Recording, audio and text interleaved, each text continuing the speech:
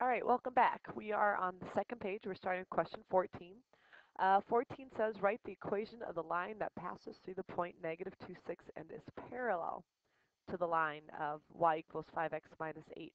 So when I graph 5x minus 8, I'm about to create another line that's going to be parallel to it, and it's going to go through the point negative 2, 6. So just over to the side, here's a real quick visual of what's going to happen. 5x minus 8 is going to be something like this, and we're assuming that this is negative 8. And the line that I just drew has a slope of 5, which it doesn't, but this is a rough estimate. So when I'm done, I'm going to be creating a new line that's going to go through negative 2, 6. So I'm going to go from my origin.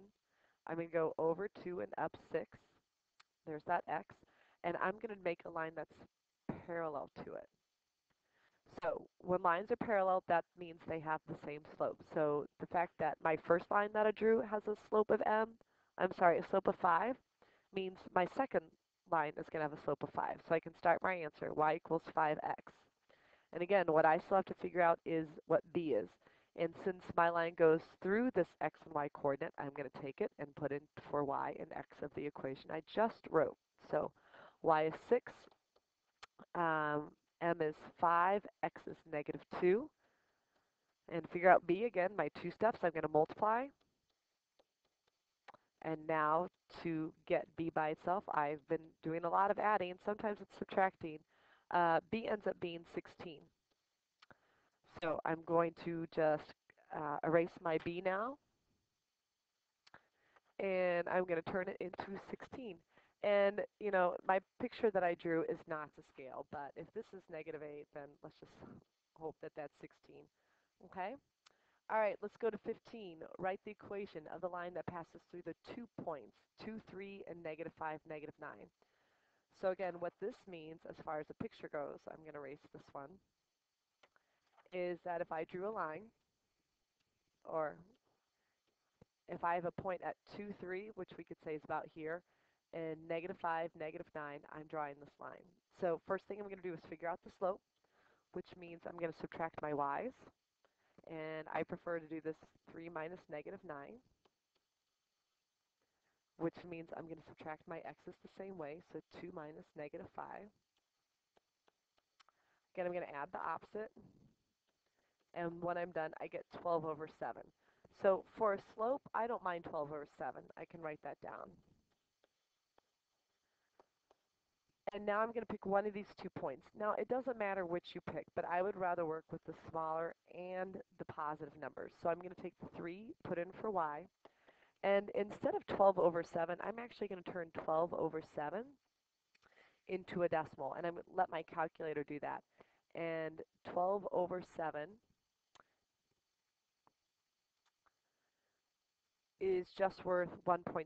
And I'm not going to make the decimal be any bigger than that just because I wouldn't be able to graph anything past the tens place. So there's my slope as a decimal, and now I'm going to put my x coordinate in. And again, my two steps, I'm going to multiply. So when I multiply those two, I get 3.4. And finally, now to get b by itself, I actually have one where I have to subtract. And when I'm done subtracting, I get b to be about negative 0.4. And now I can go up to my equation, and I can put it in there. Okay? And is it possible that it's negative 0.4? Sure. I mean, again, this isn't drawn to scale, but that's close to negative 0.4. All right? Okay, let's go to 16. 16 is broken down into steps so you can get through the problem. So it says write the equation of the line that passes through the point 1, 5 and is perpendicular to the given line. So again, what that means is I'm going to draw or create a line that's going to go through 1, 5, and it's going to be perpendicular to this line. So you don't need to draw this, not yet. It's going to look roughly like that because perpendicular means I'm going to have a right angle. So I'm going to come back and actually draw the right line in a little bit. So what I need to do first is follow the steps below to help you get through this problem. A, the slope of the drawn or given line. Well, I'm just going to count my rise over 1, which I'm going up 2 and over 3, and it is a positive slope, so I want to leave 2/3 as positive. And that means the slope of my new line, lines that are perpendicular, if my first one is positive, my second one is negative, which you can see from what I drawn. and then it's the reciprocal, so it's going to become negative 3 halves. So I have the start to my answer, y equals negative 3 halves x. So um, use your new slope and your given points, which is just again this 1, 5, to create the new line. And remember, you're trying to create y equals mx plus b. So the slope I want to use is negative 3 halves. If you would rather use negative 1.5 for your work, that's fine. And the point I want to use is 1, 5. And I'm going to put my work over here. So it's y, which is the 5, and m, which I'll use as a decimal, and x, which is 1, plus b. And so now what I'm going to do is multiply. And to get b by itself, I'm going to add 1.5, which makes my b worth 6.5. So I can actually come back now to problem B and write my equation. Y equals, and it doesn't matter if you write negative 3 halves or negative 1.5. Don't forget the x plus my y-intercept. And now I'm actually going to graph it. So this picture that I drew here, probably not too far off, but I am going to draw the accurate version of it now. So I'm going to go up 6.5 on my y-intercept. And now I'm going to go down 3 and over 2. And down 3 and over 2. And just enough points so I can draw this in there with the straight edge, not what I'm doing, okay? And that is, excuse me, number 16. All right, 17 and 18 involve direct variation. And we didn't talk a lot about direct variation. That's why I guided you here. It says whenever you graph a line that is direct variation, and again, we're still working with y equals mx plus b, your line always intercepts the point 0, 0. And since it does intercept the point 0, 0, that is your y-intercept. So it's no longer y equals mx plus b, it's y equals mx plus 0, which you can just now make it as y equals mx. So there's two ways to go about writing the equation. One is do what we've been doing. On 17, when it says my 2 points for my direct variation linear equation are, one of them is this, 2 and negative 4.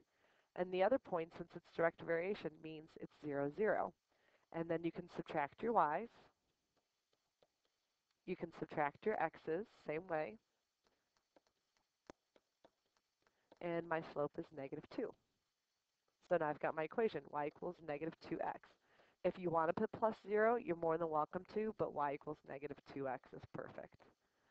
The other way you could do this is, since we are working with just the equation y equals mx, you can find your slope in one quick step. I can just take m, divide it by the x up here to get m by itself, and simply just take the y and x coordinate that you're given, so even here or here, and go straight to the slope.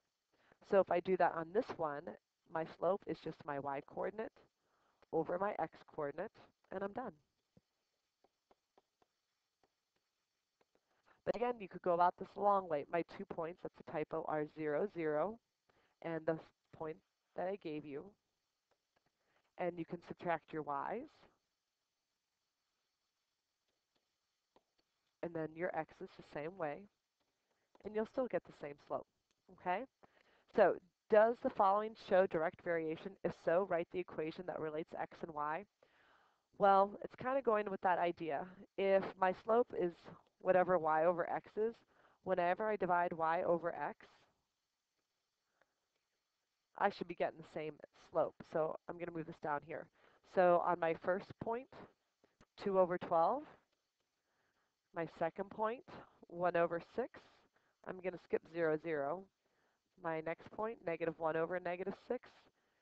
And then my other point, negative 2 over 12.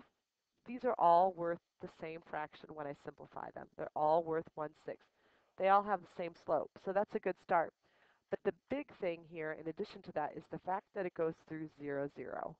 And remember, all direct variation lines go through 0, 0. So does the following data show direct variation? Yes.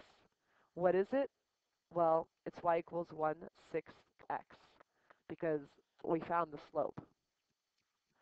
Um, and explain your response using a complete sentence. The data shows direct variation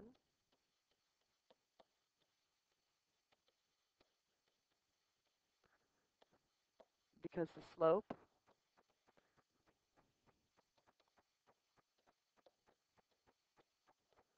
is constantly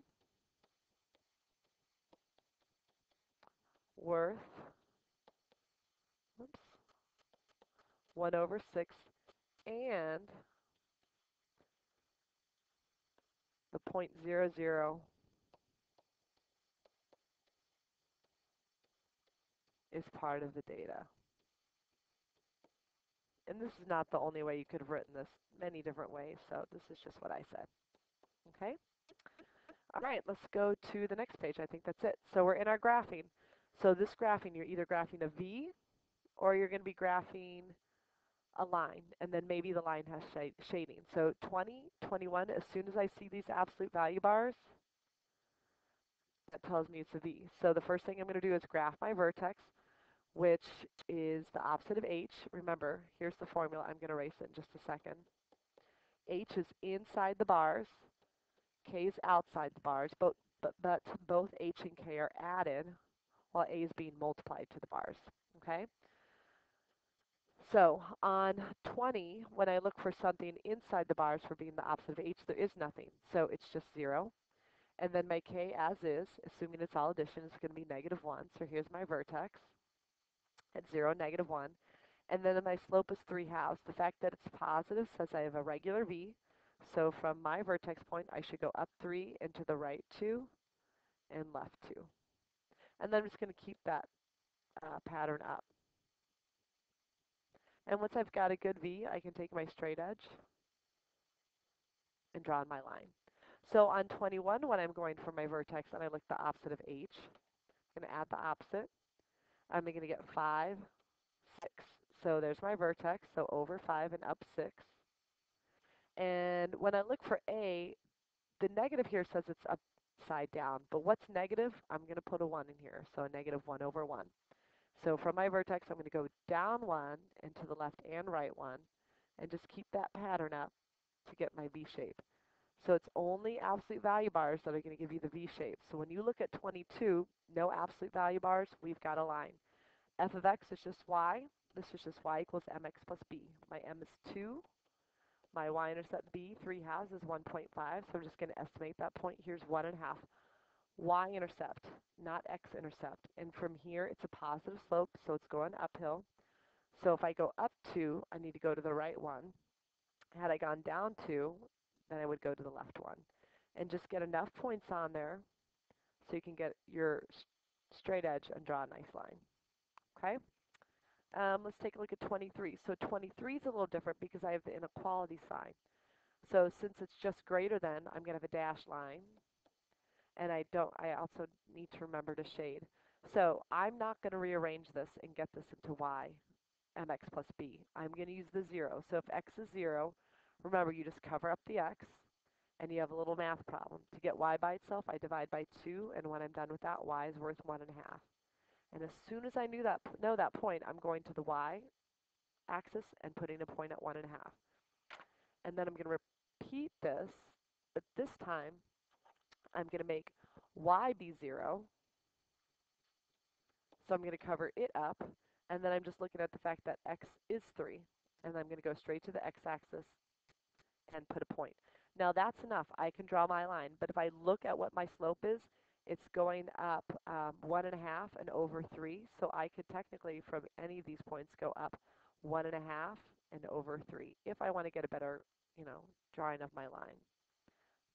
Now, this is supposed to be dashed, so I'm going to put my dashes in.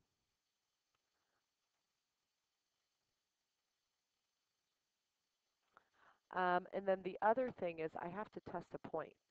So the point that's easiest to test is 0, 0, which means I'm going to put 0 in for x and 0 in for y up here. And when I do that, this whole thing turns into 0. So I simply get 0 greater than 3. 0 is not greater than 3. So where 0, 0 is where I'm testing, that doesn't work. That means none of these points would work. Instead, all the points that work are on the other side. All right, 24 is another y equals mx plus b. M is negative 1/4, which remember that means it's going down, and my b is 1. So there's my y-intercept, y, not x. I'm going to go up 1, and then I'm going to go to the left 4 to get that negative shape. Or I could go down 1, but then I'd have to go to the right 4. And it's just a regular line, no dash or anything. So 25, there's that inequality. It's less than, so it means a dashed line. And again, I'm not going to arrange it. I'm just going to do the 0. So if x is 0, I'm covering up the x's. And to get y by itself, I would divide by that negative 2, which means y is just worth 1. I'm going to go straight to my point now and mark it. And then I'm going to repeat this, but this time I'm going to make y be 0. So when I make y be 0, I cover it up, and then x is simply negative 2.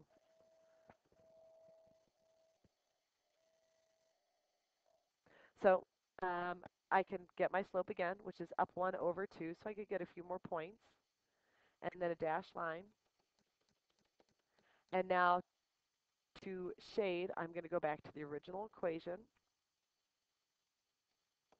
and I'm going to test 0, 0 into here. And when I'm done, it says 0 is less than negative 2. And that's not true. 0 is actually greater than negative 2. So where 0, 0 is, none of these points over here would work. Instead, all the points that would work are going to be on the other side. All right, so on 26, I wrote careful because we are almost in y equals mx plus b. So you have two choices. One is to get y by itself is you're going to divide by negative 1, which basically, or multiply by negative 1, which just changes the sign of everything. But remember, if you multiply or divide by a negative with inequalities, that inequality sign is going to have to switch. The other option that you have is what I can do is just add, no, I'm not even going to bring that option up. I'm just going to leave it as is. So my y-intercept is 7,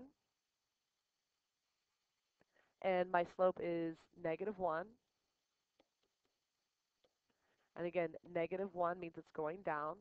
So here's my slope. And this is a solid line this time.